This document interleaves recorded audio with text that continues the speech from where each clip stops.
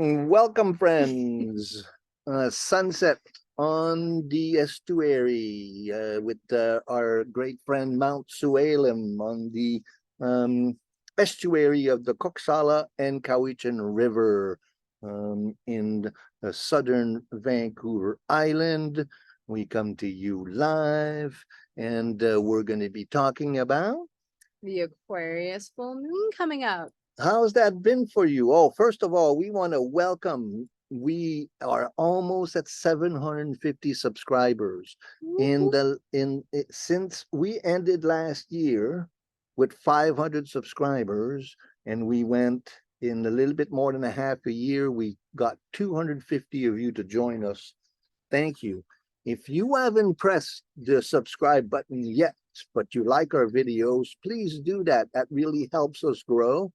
And also, we're starting to get steady comments and likes, and all of these things help us. And if you share our videos, that really helps us as well. So thanks for supporting the Healer and the Dreamer astrology channel. And here we are doing The Aquarius full moon. This Aquarius full moon is going to be on Tuesday, August 1st at 11:32 a.m. It's 2023. And we were calling it the Lion's Gate. But that's not said lightly, right, Martin? well, we're going to flesh that out. The Lion's Gate. What does that mean? There's in promoting astrology, we use sensationalism. And so this Lion's Gate has been getting a lot of press in recent times. So I wanted to flesh out what really it means and where it comes from, and what is it associated with. I think that's exciting. That'll be fun for everyone. But first, let's look at the chart of what's to come. So there's many parts of things going on here. The first part is, of course, that since it is an Aquarius full moon, it means the sun is in Leo, and moon is in Aquarius, because there's always an opposition on a full moon. And then the Jupiter and Uranus conjunction we're going to speak about.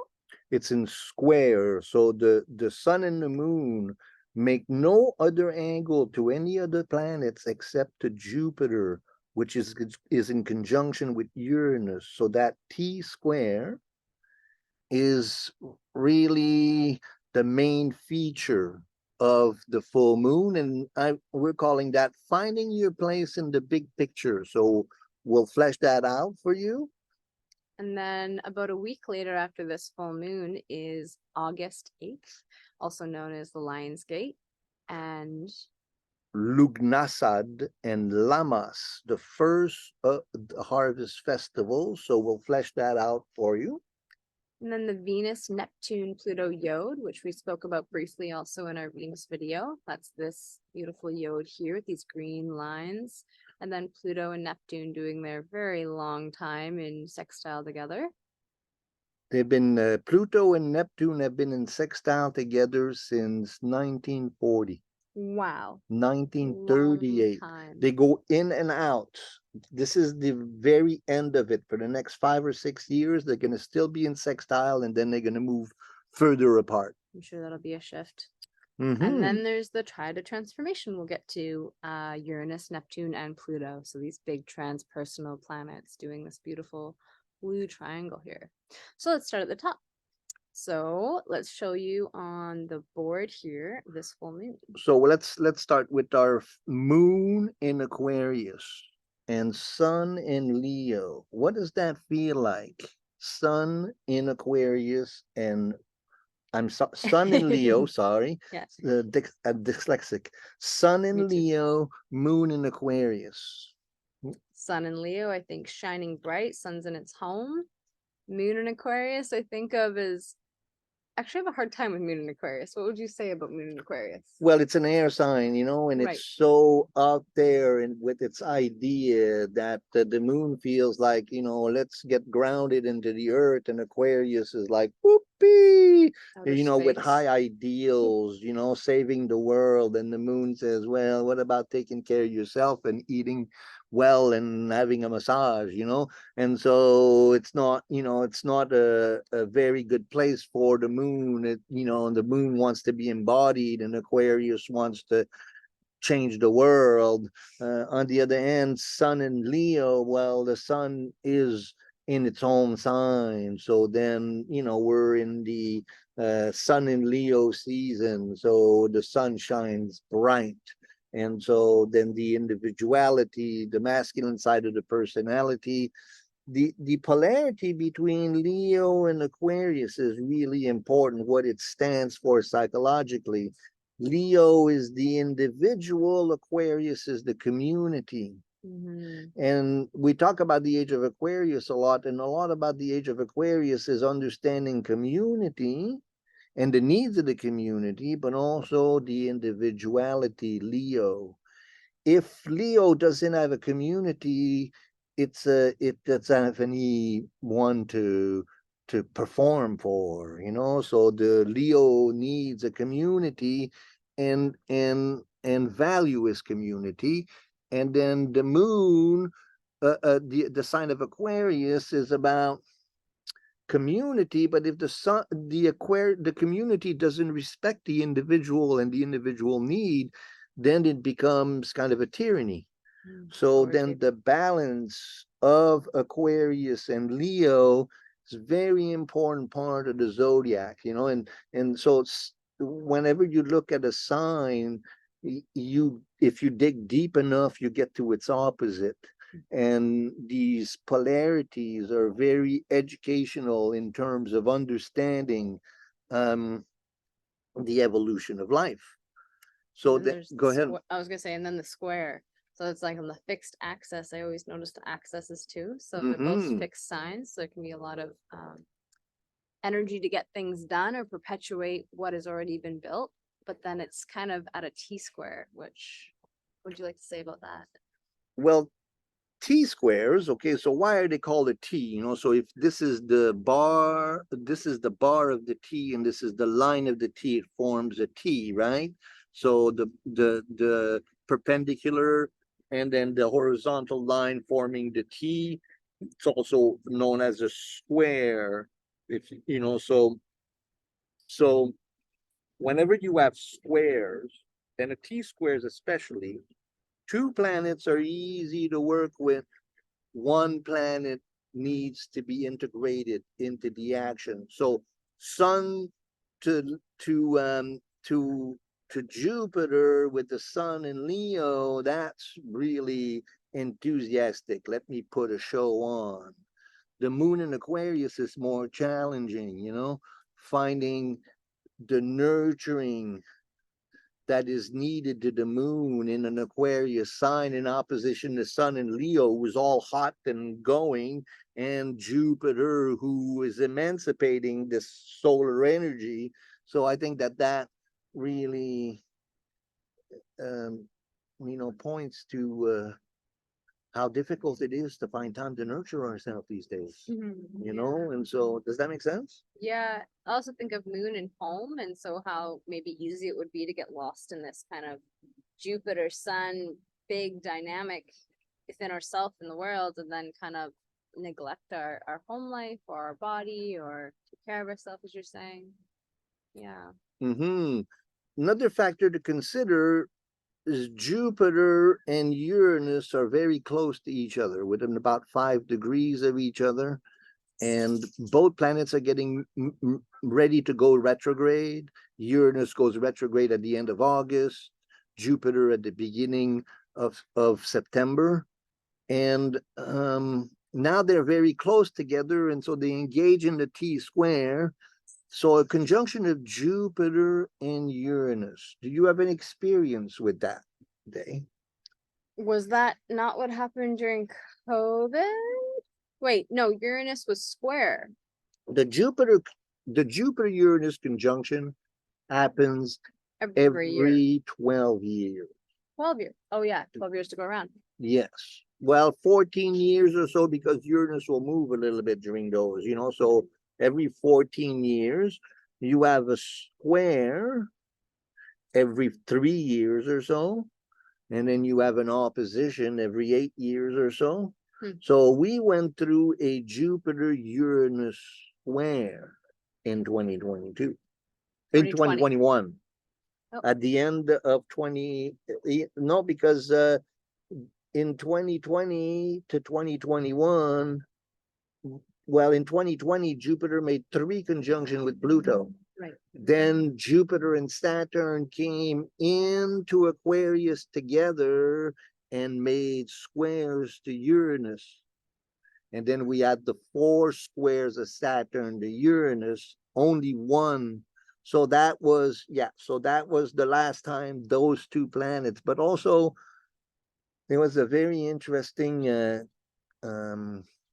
alignment about 2016 or so, where Jupiter was in opposition to Uranus in square to Pluto, and all the slower planets made a grand cross. That was a very important time. And if you go back, there was Jupiter here. And then if you go back as far as the last Jupiter-Uranus conjunction, it was in Aries, and that was also at the beginning of the Uranus-Pluto square in the beginning of this crisis. So, you know, so then that Jupiter-Uranus alignment, so we're coming to the end of one cycle of Jupiter-Uranus, and this conjunction coming in April of 2024 will mark the beginning of a new cycle. Does that make sense? Mm-hmm. So archetypally and psychologically, Uranus is the light bringer and the wanting of evolution and revolution, and the Che Guevaras, the Martin Luther King, the Nelson Mandelas of the world, who seek to bring about evolution of the collective. And Jupiter is the emancipator, wise teacher god. And so then together they're very highly creative, and Jupiter emancipates Uranus, and Uranus gives strength to Jupiter. So this is kind of a preview of coming attraction. Mm-hmm. This is the next month or so. This is the closest they're going to be till next spring. And in this particular opposition there, you know, I don't know if you feel it in the air, you know, but we really need some Jupiter Uranus kind of change, you know. And so it's kind of brewing, you know. I think we're all praying for that Jupiter Uranus. And so engage with that for this full moon. That's the main feature of the full moon. Thank you. Yeah. Exciting. Powerful full moon. Blah, blah, blah, blah, blah. What's next? So I like how you also called that finding your place in the big picture. That is a good way to sum up what you just shared. Well, the Jupiter Uranus is, you know, about my hopes and my faith, and Uranus is about giving, you know, the universal mind. So finding, you know, so then this Aquarian, Leo is about the individual, Aquarius is about the community, and then Jupiter and Taurus, you know, Jupiter and Uranus and Taurus is about the work that we do in this community. So I think that a lot of us are in really big transition into what it is, the kind of work, and aligning yourself with your true purpose. You know, that's so difficult in this day and age, to find a way to make a living that is aligned with who we are as individuals. And so I think that a lot of us are moving in that direction. I love it. Kind of goes well into the next topic, which is Lammas and this Lionsgate. Okay, so I was doing some research. I don't know if you have, you know, heard much of Lionsgate before. Heard it used as like a meditation portal and a day of the year where you can do a lot of manifesting and meditation to attract what you want in the world. Right. But it's been pretty nebulous to me. Well, personally, I've been studying astrology since the 80s, you know, so I got 40 years into it. And till recently, I never heard of it. I just saw it on Facebook, somebody using, okay, it's you know, it's the Lionsgate. So the Lionsgate comes, it's actually quite old, and it was about August 8th, so 8/8 and the significance of number 8 and the infinity symbol, so then 2 infinity symbols. And so it's been dear in terms of numerology and astrology and mysticism. It's a creative portal. But, as you dig further into it, you find that these are also the date of Lughnasadh and Lammas. And Lughnasadh and Lammas are Celtic fire festivals. Lammas is the Christianized version of Lughnasadh. Okay, that's how they're connected. Yes, they're the same festival, but it's been Christianized in later time. And even in our collective now, we have the August long weekend, right? Well, in BC, yeah. But it's everywhere. August long. Oh, the long maybe, weekend. But the August long weekend here is because of BC Day. I don't know. Yeah, but like it's called different things, different places. This is the long weekend. It's a traditional holiday that goes back thousands of years. And so what does that celebrate? So if you look at the sun's movement, the sun moves from the fall equinox.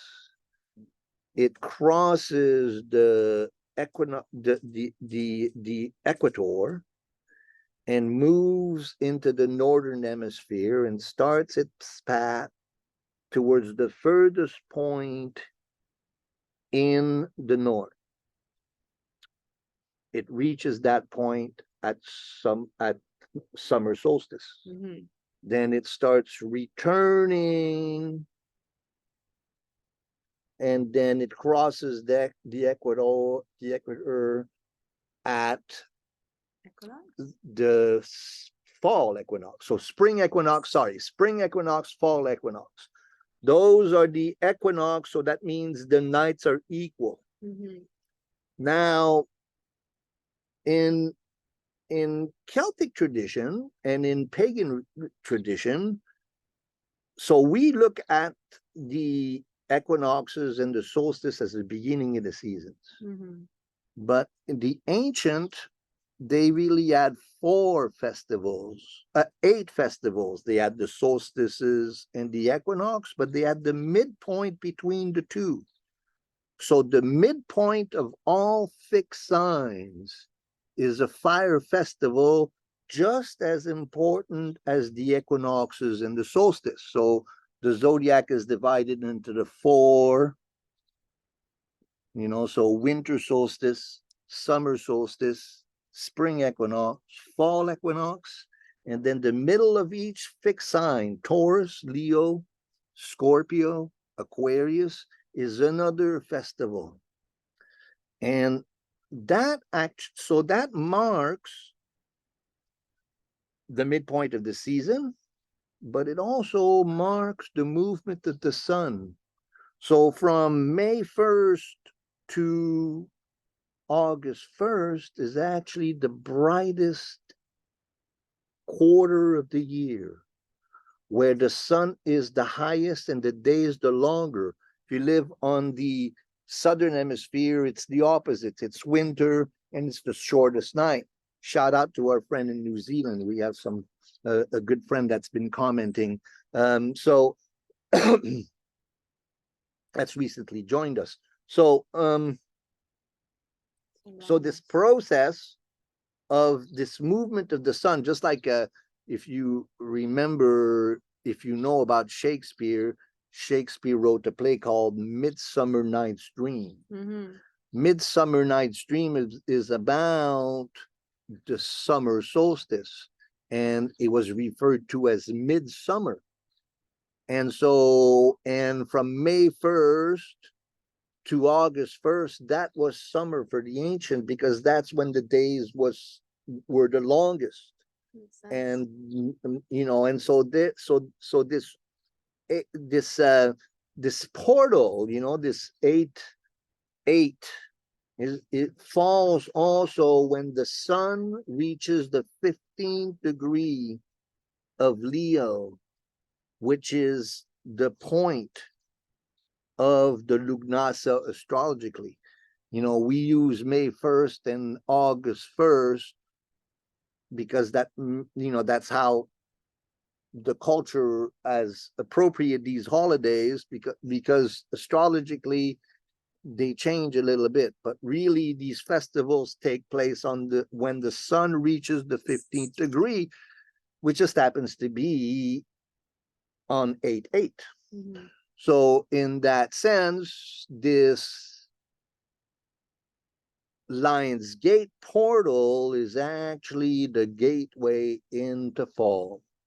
And I know that sounds really kind of, what, we're done with summer already? Well, we can feel it, even tonight, the day is, ending, and then it's been cool. And my friend in Wells, who said that it was 8 degrees in Wells today. During the day. They had at Barkerville, they had the fire going in the wood stove.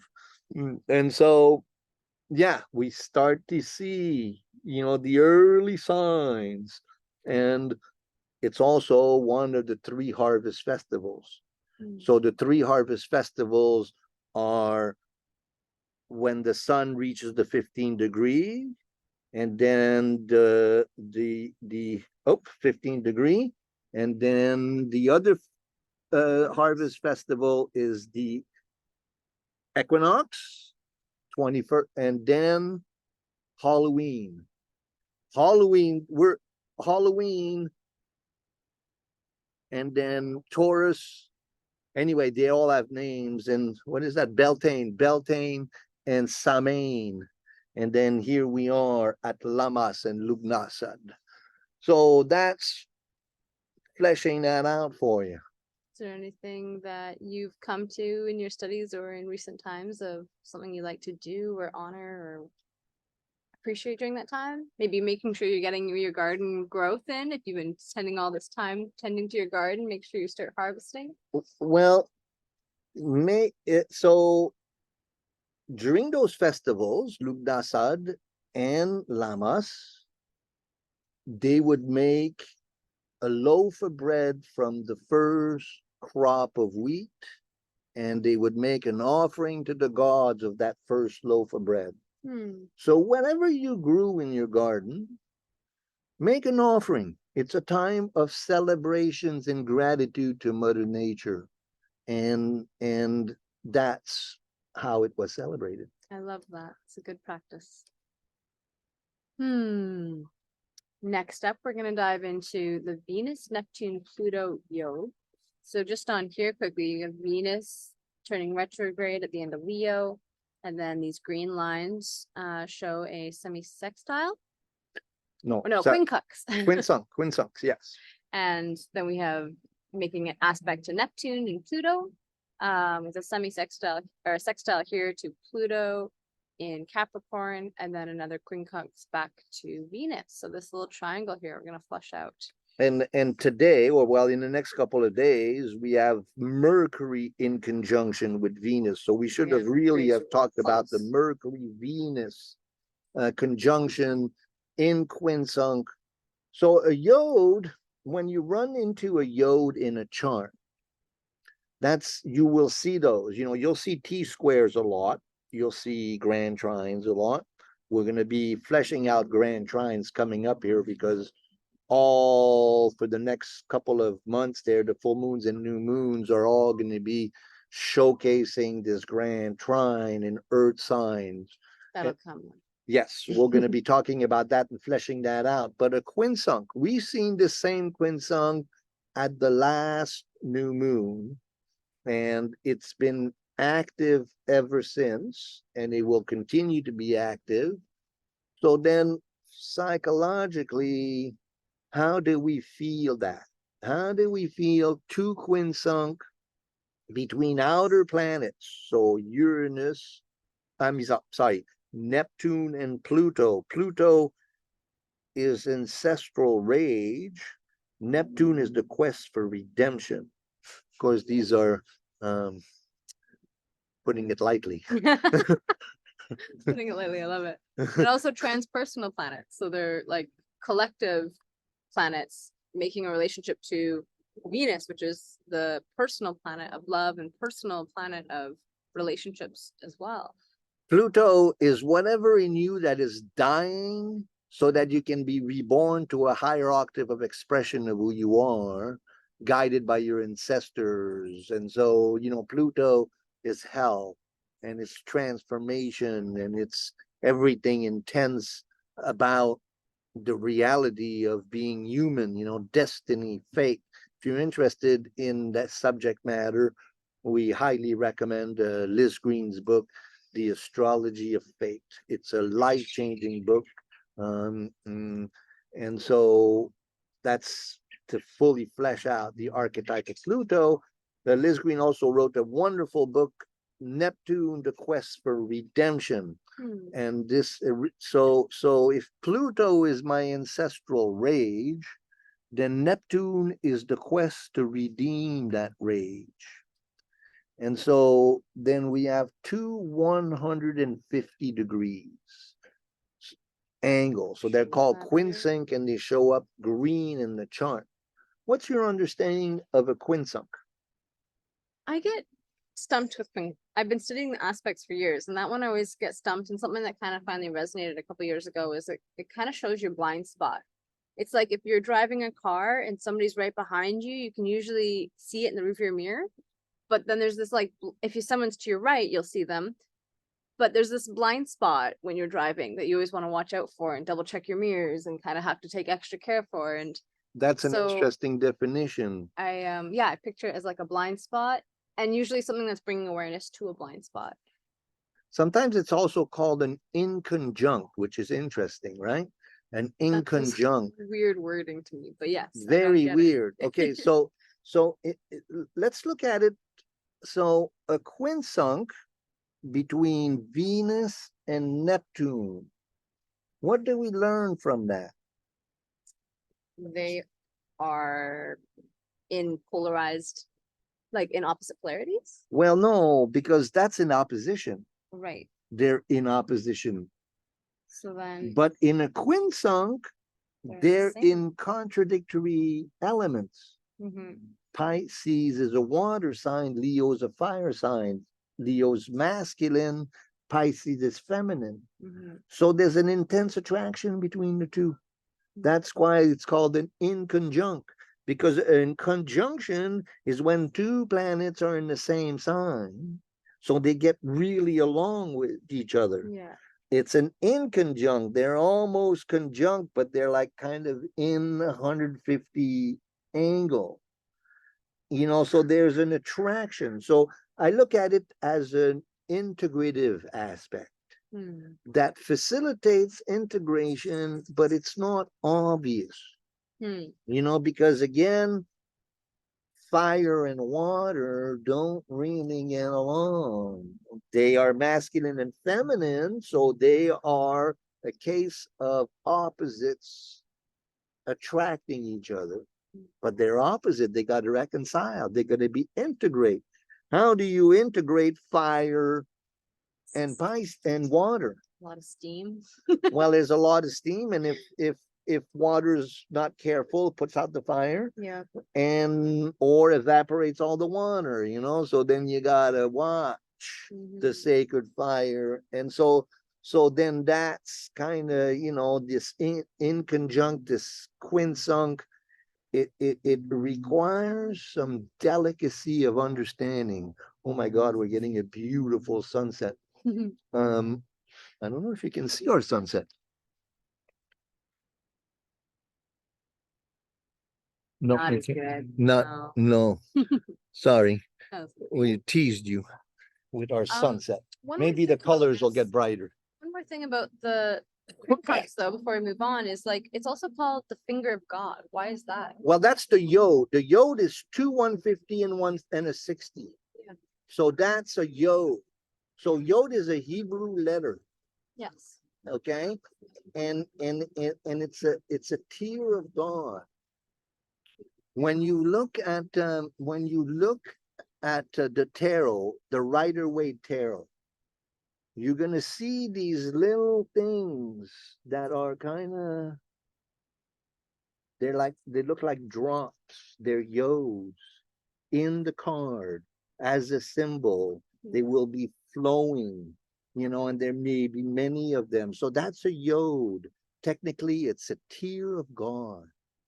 So a yod is a point of destiny. You got two of those 150, and you got the focal point of the planet. So if you have a yod in your chart, that's really a big, interesting. That's where you can locate some big blessings in your chart.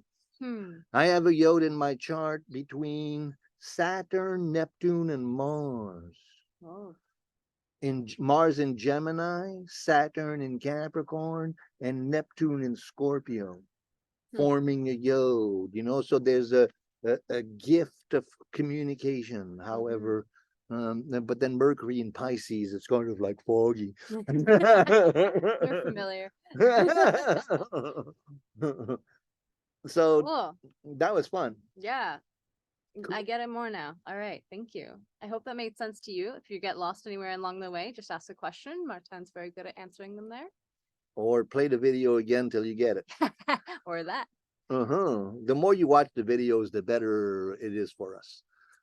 And last but not least, as we've touched on before, and we will continue to do so, is this triad of transformation. So connecting Uranus and Taurus here with Neptune in Pisces, and then Pluto and Capricorn wrapping up, and then making a final trine. So this is a trine and two sextiles, all in feminine signs, two earth signs, and then the water sign.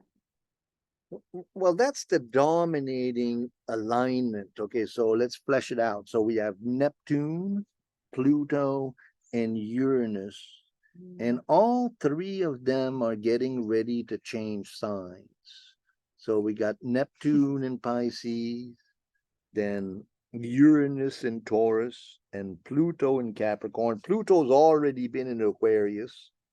Went back into Capricorn. It's going to go back in one more time, go back out, and then go in for good in 2025. Neptune's going to get into Aries, and Taurus and Aquarius is going to get into Gemini, and they're all going to do that at the same time in the summer of 2025. In the summer of 2025, we're going to have this particular structure, 260 degrees, two sextiles, and a trine, 120 degrees. We're going to have these three at exactly 1 degree of Gemini, 1 degree of Aries, and 1 degree of Aquarius, forming a very significant exact planetary alignment. Shortly afterwards, it will be joined by Saturn, and then Jupiter will also play a role. And we have the next Jupiter-Uranus conjunction comes in 2032, and that's going to be very significant. Actually, that's going to be Saturn-Uranus. And so anyway, there's a lot going on here, and I'm bombarding too much information, but so what does that mean? And we're going to be talking about this for the next few months, and we talked about it for the last few months of last year as well. The period this year is going to be longer, and it's going to be very significant time in our evolutionary history. And so that's something to really pay attention to.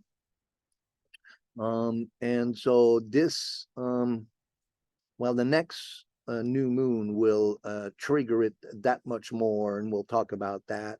But so the triad of transformation, now we talked about it, but what does that mean? All three planets shifting signs together, so Pluto going from Capricorn to Aquarius. What do you see in that? When I think of all of them shifting, I think of like the three major societal collective planets again, less personal, all shifting together makes me think of how like society is in the beginning of a big shift. And I think that's going to be, it's like all the work that happens before a big change happens in your life.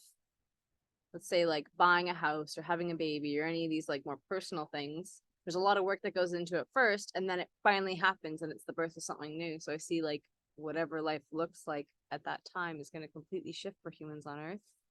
Sorry, but answering your question, Pluto in Aquarius. That was beautiful. Thank you for that. Yeah. Pluto in Aquarius.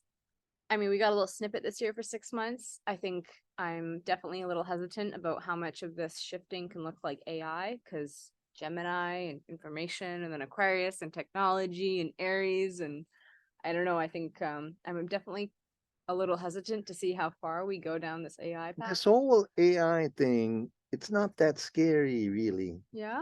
What's Well, your because perspective? because it's artificial intelligence. Yeah.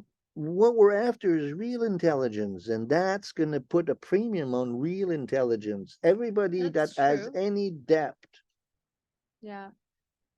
it But cannot be. there's a lot of people who are putting a lot of um validity on artificial intelligence as if it is real intelligence.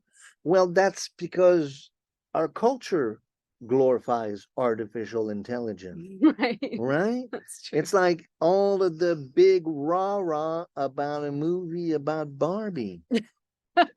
That's artificial intelligence already, right? So it's not like we're just confronting with stupid intelligence. We've been confronted with stupid intelligence all along. What's really important is to dive into the human soul in a profound way. And there's always going to be a job for that.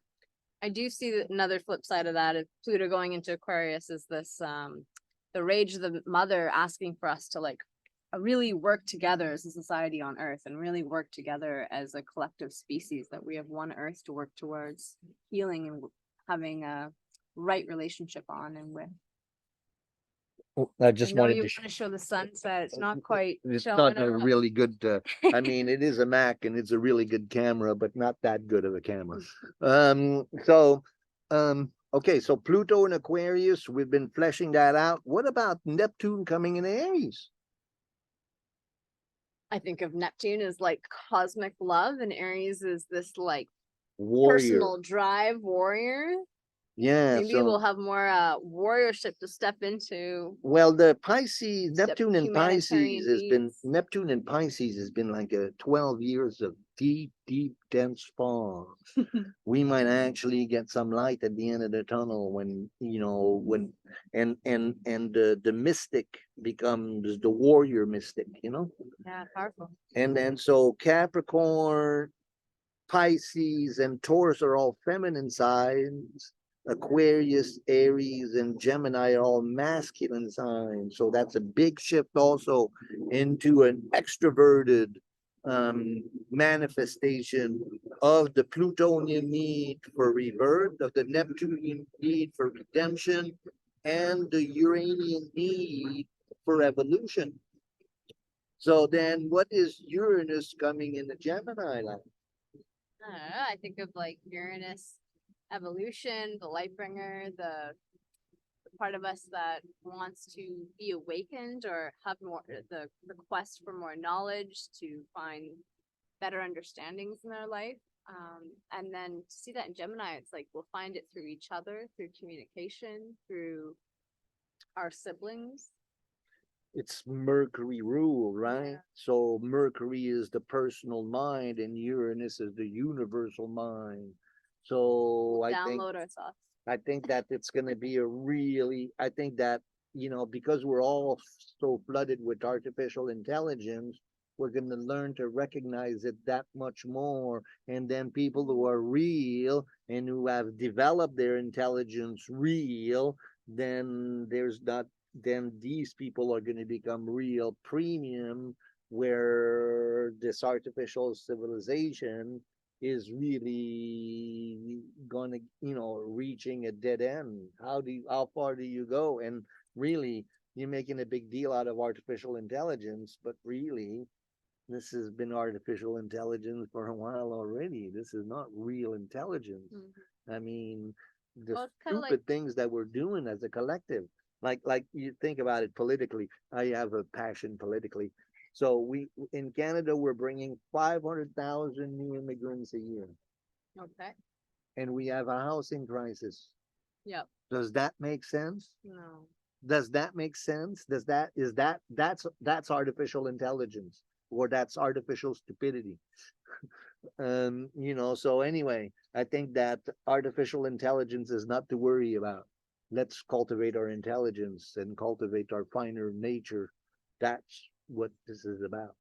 I think you're right. I think it's been going on for a while, and like Pluto entered Capricorn brought a lot of awareness to the structures. I think that Pluto entering Aquarius is going to bring a lot of awareness to that which doesn't work about artificial intelligence, or also about maybe false humanitarian work and how um yeah, I'm curious also to see what happens around this climate change conversation and how we learn to work on Earth and what the narrative is around that then. But that's 2 years from now. So let's But come we're back to feeling it, Zoom. and we're feeling it, and it's engaging. Yeah. And all Mercury, Venus, and Mars are all engaging with those three planets. And then as this movement goes on over the rest of summer and beginning of fall, we're going to be talking lots about it. We're going really long on this one, aren't we? But we're Yep. fleshing out a lot Trying of to good bring it stuff. back here. Yeah. All Go, right. go. So coming back to now, present, we have some special dates, and I love Martin used this term alchemical opportunities. We used to call it important dates, but it didn't have enough. What is an alchemical opportunity? To me, when I hear that, I hear it's an opportunity to create transformation. That's right. Alchemy is about turning lead into gold, right? It's about turning matter into spirit. Astrology and alchemy work together. They were sister arts. And the alchemist looked for the right time astrologically to do his experiments and his transformations. We've been working with nature now. People still do this a lot. Exactly. So using astrology, so then these important dates that we're putting out for you, these are alchemical opportunities. Without further ado. So the 23rd, we had Venus station retrograde. So this is, again, if you haven't seen the video on Venus retrograde, go see it. It's the last video we did. It's a great little video, actually quite long video, but lots of information about the whole process of engaging with Venus retrograde. So July 23rd, then the 27th, we had Mercury Venus conjunction, all at 28 degrees Leo, and that's all engaged in that quincunx. I mean, at the yod that we're talking about. So again, the 28th, the 27th, it's a really good time to do a ritual. Wow, we're having a bird and show and a sunset show. You guys, oh my God. It's one of the most beautiful evenings, and we're so glad you can join us. Next. And then on August 1st, like this video has been centered around, is Aquarius full moon. So that's at 9 degrees Leo and 9 degrees Aquarius. Look in your chart if that activates anything for you. So everything that we fleshed out for you, that's the meaning of these angular relationships. Now, how you engage in your rituals in those times and meditate on these things in your own life, that becomes an alchemical opportunity for transformation. Then we talked about August 8th, how important that is. Then further on, we have August 13, Venus conjunct the sun. That's the key point in the Venus retrograde. That's when the Venus goes from being an evening star to a morning star, really loaded with power, a great time for a ritual. And then on August 16th is the Leo new moon. We'll be doing a video about that before then. The Leo new moon's at 23 degrees of Leo. So looking in your chart, what's active there. And it'll be interesting that at this point, that means that the moon and the sun will have passed Venus, and Venus will be theoretically behind it from our perspective. Yeah, we'll get more into that in another video. And then we'll do also a Mercury station retrograde, you know, and so we'll do a video on Mercury retrograde coming up. And then you got some medicines for us. Yeah, so bringing it back into the body. I'm actually going to start with Leo. Since we're in Leo season here, the sun is in Leo. There's a lot of interest and energy focused on the Leo aspects within ourselves and our body. The Leo within your body is the part of your system that supports your heart, the strength of your heart, and the motor function and the muscles that all support the heart, and then the blood flow from the heart. And so the tissue salt that's most predominantly associated with Leo is magphos. Magphos is also known as magnesium phosphate. Tissue salt 8 is a really important tissue salt that helps to make sure that magnesium is brought into the cells of the body. And so if you're not aware of magnesium in the natural health world, it's very popular. And it's popular because it has over 300 functions in the body. So it's a really essential, what I call a macro mineral. There's all sorts of minerals we need. Some of them we need a lot of, some of them we need a little bit of. And it's one of the ones that we need a lot of. But for lack of our soil care and how we take care of things and how we practice farming in our world right now, most of us are extremely deficient. So if you're deficient in magnesium, or that can look like symptoms such as nervous headaches, spasms anywhere in the body. So that could be like a twitching eyelid or a restless leg. Also can look like heart palpitations, angina, and muscle cramps. Really important essential mineral. You can find it in the chlorophyll molecule, so make sure you're getting your greens.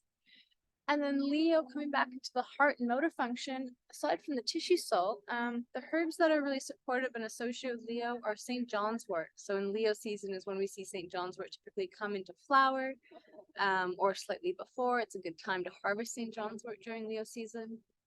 Eyebright is another one that's associated with Leo, along with marigold and walnuts, interestingly enough. Since we are doing the Aquarius full moon, just a little notion on the moon. So Aquarius in the body looks like our calves and our ankles, that part of us that helps to run and get from place to place, but also that part of us that kind of balances us out. So in the tissue salts, that's tissue salt number 9, and it's called the water balancer, NAPMER, or also sodium chloride is more commonly known. Now, sodium chloride, many of you might know, is also table salt. But sodium chloride on a tissue salt level is diluted, and what it helps to do is balance the water in the body. So if you're having too much water in the system and it's not balancing out, that can look like having edema or swelling in the body. It also can look like sinus draining and just can't stop blowing your nose. But not enough water is probably more likely what's going on, given it's summer here in the Northern Hemisphere. And so that might look like sneezing, sore, scratchy throat, excessive dryness in the skin or also in the eyes. It can also look like dryness in the joints. So that would show up like cracking joints. And then it can also be things like muscle twitching because there's not water supply getting there, and eczema. So again, dryness in the skin. So this tissue salt can be really helpful at balancing those things out. Yeah. On a side note, it's also really helpful in processing grief, and it's found naturally in sea salt and celery. The primary herb associated with Aquarius for supporting the body is valerian to help calm the overstimulating sense that Aquarius can bring, and especially in the moon. The moon may want to ground and not be so overdone. So then you would say then to make a St. John's wort and valerian tea for this full moon. Can be a great way. Just thinking about it, they would say really slow the fuck down. Both those things, yeah. Slow down. We're having such a show right now. We have a bird show, and the sun is just red, red, red. Thank you for joining us today. I hope that you enjoyed the video. Please, again, press the subscribe button. Pass this on to your friend. Join us. This is Dayana Robinson. She's wonderful, isn't she? And I'm the ogre. The wealth of knowledge, medicine man. Astro man. Thanks for joining us, you guys. We'll see you next time. Whoop, whoop, whoop. So much love. Take care, everybody.